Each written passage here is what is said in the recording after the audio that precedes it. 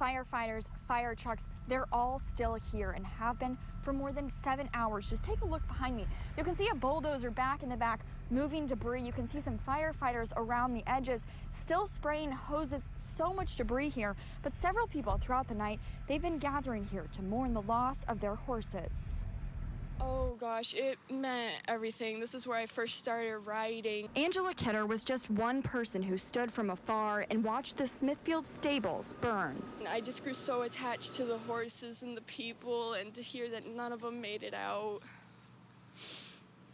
it's heartbreaking for me. We talked with many people who boarded their horses here, many of whom rushed to the scene as soon as they heard.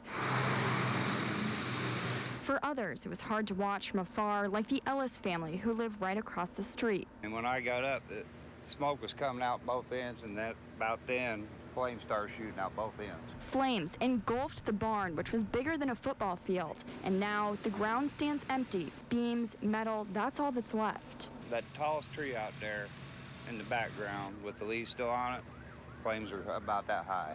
At least 15 fire departments responded as dozens gathered to say their goodbyes. Opie, I rode him for a long time, and I rode many of the horses, but Opie meant the most to me. Now our partners at the South Bend Tribune told us a witness was living above the barn in an apartment, and she said that she was the one that smelled the smoke.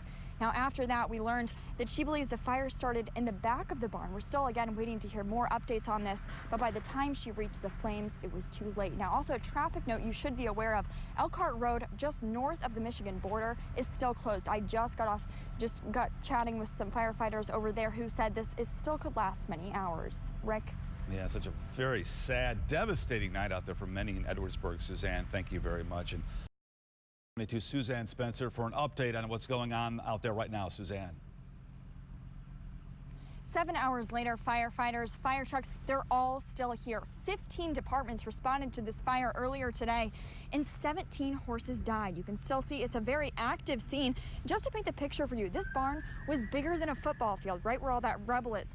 Now this is all that's left. You can see support beams, metal, and some fire crews still running hoses to ensure that all the flames are out. This all started at 4:30 today. Our partners at the South Bend Tribune told us a woman living in an apartment above the barn smelled the smoke, but by the time she saw the flames, it was too much and she had to get out.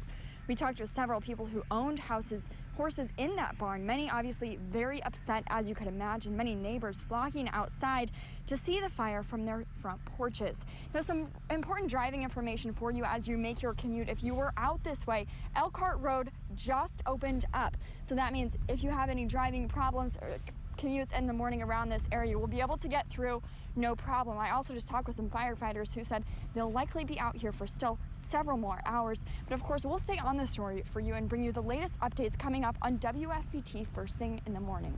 Reporting live in Cass County, Suzanne Spencer, WSBT 22 News.